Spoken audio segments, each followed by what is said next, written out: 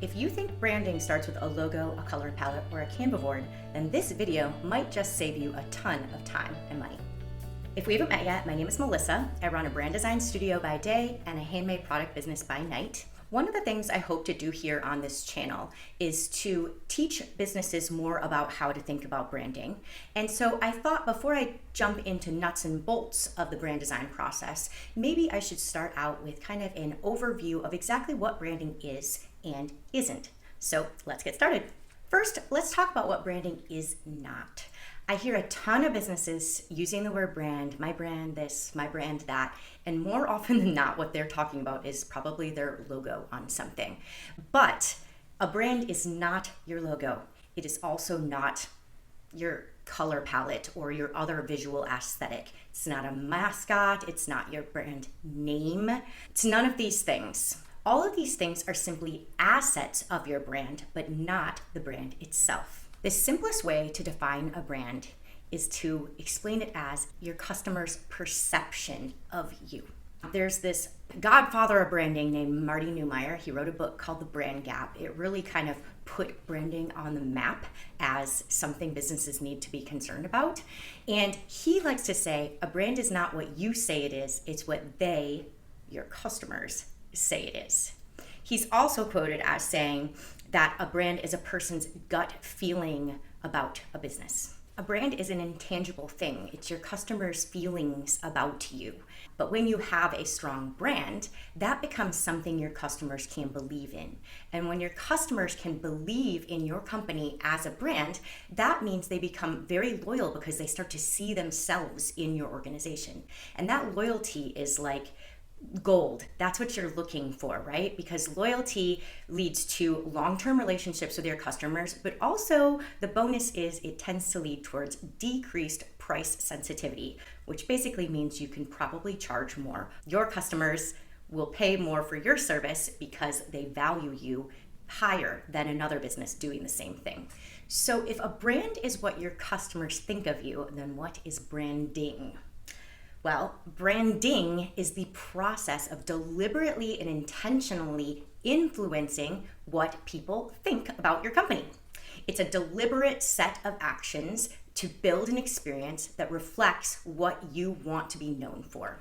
The fact is that you already have a brand, whether you've tried to build one or not. Your customers already think something specific about you. But branding asks the question of, do you want to deliberately shape that opinion? There's another branding legend. Her name is Debbie Millman, and she is quoted as saying, branding requires a great deal of intentionality. And that's the process in a nutshell. It's all about intention and building a specific experience for your customer. Now, when I say experience, I don't just mean what your customer experiences when they're working with you. I mean everything leading up to when they're working with you, social media posts, ads, things like that, and everything after. It's a full, cohesive thing. So at its core, branding is all about intentional, deliberate differentiation in your market. So now that we know what a brand is and what branding is, how do you do it? Well, there's a lot of large agencies out there who will try to tell you that you need like 10 different facets of your brand foundations and things like that. And in my opinion, what they're doing is really just kind of splitting hairs between three main pillars. So when I help my customers build a brand, we focus on three main pillars: your purpose, your values, and your style. These three elements form your foundational message or story that you tell to your customers, and then you build your whole experience around what you've defined in these three pillars. So let me give you just a really quick high-level definition of what each of these three things are. I'm hoping to probably make some videos in the future that talk about them a little bit more in depth, maybe give examples or show process, but for now, let's keep it kind of high level and just kind of generally define them. Purpose is the reason that you get up in the morning. It's the reason you started the business, and it really defines the difference you're trying to make in the world. Now, when I say difference you're trying to make in the world, it doesn't necessarily have to be like world peace or something like that, although world peace would be amazing. It can just be trying to solve a problem that maybe some of your competitors weren't solving well. You know, some people start businesses based off of an experience they had with a vendor, and realize where it fell short, or maybe they've worked in the industry for a while and they see all kinds of gaps that need to be filled. Those things at their core define your purpose. You can think of your purpose like your North Star or your guiding light. Those are words that other agencies tend to use for your purpose. Then we have your values. Your values are just essentially your core beliefs. They guide the way that you do business. Then finally, we have style. And when you hear the word style, you can basically think of the personality of the brand. It defines kind of the way that as a company you move through the world. When you think of that, you can almost relate it to a person and their style. Every person has a purpose in the world. They have certain beliefs they function under, but then they have a style or personality with which they move through the world. It's how they talk. It's quite literally how they walk. It's how they dress. And so the style tends to be more of like the physical way that things manifest. And I am particularly passionate about that because that's where I tend to come in as a brand designer. I do have worksheets for each of these 3 things that I use with my clients, and they're all on my website. I have linked them for you below in the description. They're totally free, so if you want to kind of explore some of this for yourself, you can go hop over there, look at the worksheets, and kind of start working on defining your own brand for your business. Then finally, now that we kind of understand what branding is and the general components that come together to build your brand, I did just want to end this video with 6 truths about branding. Now, these are they're not part of the process. They're more just like things you need to know before you go into this, because there's just some expectations that need to be set. First and foremost, branding needs to be built on your real, authentic beliefs as a business. You can't just make stuff up willy-nilly that sounds good or that you wish you were, or chase trendy things, or even just cater to the preferences of a single individual on your team. You need to be really, really dialed into who you are as a business and what makes you unique in your market. You want to consider the real things that make you you and highlight those wonderful differences that you have. Whatever you do to define your brand, your customers are going to hold you to this standard, so make sure it's a real standard you can live up to. An example of this for me personally is one of my chief values in my organization, in my design studio, is communication. Now, a lot of people talk about communication, but I am a little fanatic about it. I actually almost care more that you have a great experience as a customer and feel well communicated with than I do about the design, which sounds funny, but trust me, I'm gonna do amazing design for you also, but I really want you to have an amazing experience. An amazing experience starts with good communication. So, it would be wrong for me if I start sensing a customer is having some frustration or maybe not understanding a part of the process, and if I just keep emailing them random things that they're clearly not understanding. Because I value communication, I am always going to, at the first sight of an alarm, going to call them on the phone. That's just an example of kind of how these things carry through to the real way you act in your business. Second truth, for branding to be effective, it has to permeate everything.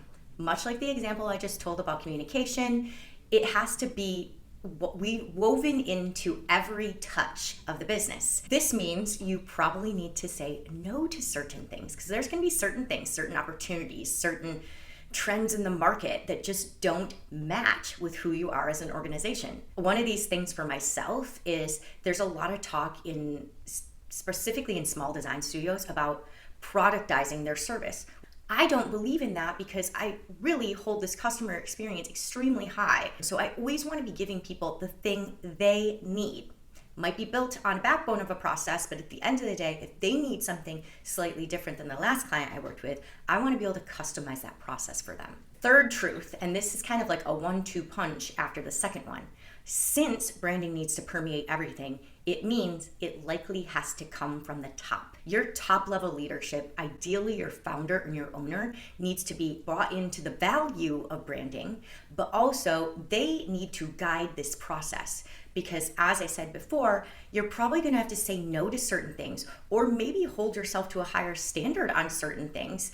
And usually those decisions can't be made and those changes can't be made from lower down the chain in your business. They usually need to come from the top tier layers in your business, the top tier levels of leadership in your business. So Top tier leadership needs to be bought in, and ideally they need to be involved from the start. The fourth truth of branding is that it is incredibly hard to quantify. It's really hard to dictate a certain ROI to your branding efforts, which sucks, but it's just the way it is. It's an intangible thing. It is very difficult, if not completely impossible, to quantify intangible things. But if we look around us and if we look at the impact of brands on all of our own lives, I think we can all agree when it is done well, it brings an immense amount of value to the business. Just think about brands like Nike or Apple. I mean, I know those are like low-hanging fruit examples everyone gives, but everyone gives those examples because they're great examples. Nike can sell you a $65 sweatshirt that's like solid black with a tiny little swoosh embroidered, and people will buy it. It's literally the same thing as the Walmart sweatshirt for $9.95. It just doesn't have the logo.